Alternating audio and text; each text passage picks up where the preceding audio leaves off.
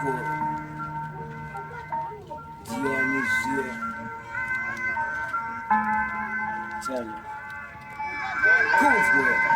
Waberiko katibutira. Buya wakabacherera. Takakura tiri nerera. Cha. Cool Squad. Bakashora mbuza tikabashimira. Kuja mwari babatutse tengo kumira. Saire koto kukura tiri nerera. Bakatibutira. Buya wakabacherera. Bakashora mbuza tikabashimira. Kuja mwari babatutse tengo kumira. Saire koto kukura tiri nerera. Bakatibutira. Cool Squad. Hanze tiri uwe.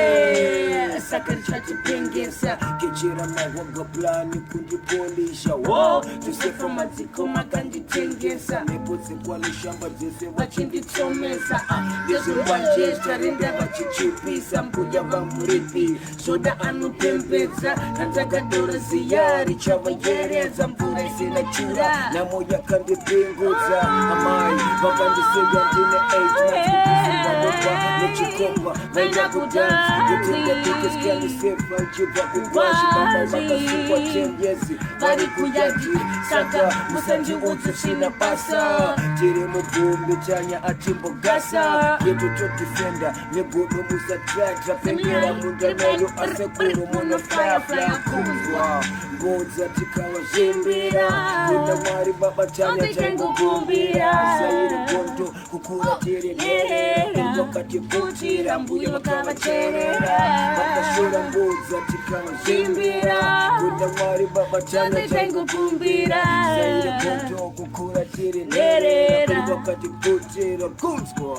Ndakazofunga zvakadzama ndobva ndatanya kutenda chambwa minyama vakangirwa magizo zandikanganohama avhu nemarara chetamba chikwama.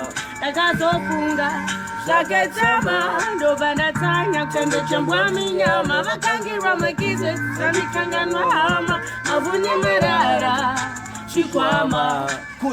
Andisindonda ini achadonda ini ambiro kunde aindironda ini kuparara kweakaipa ndatokunda ini andisindonda ini achadaronda ini ambiro kunde aindironda ini kuparara kweakaipa ndatokunda ini.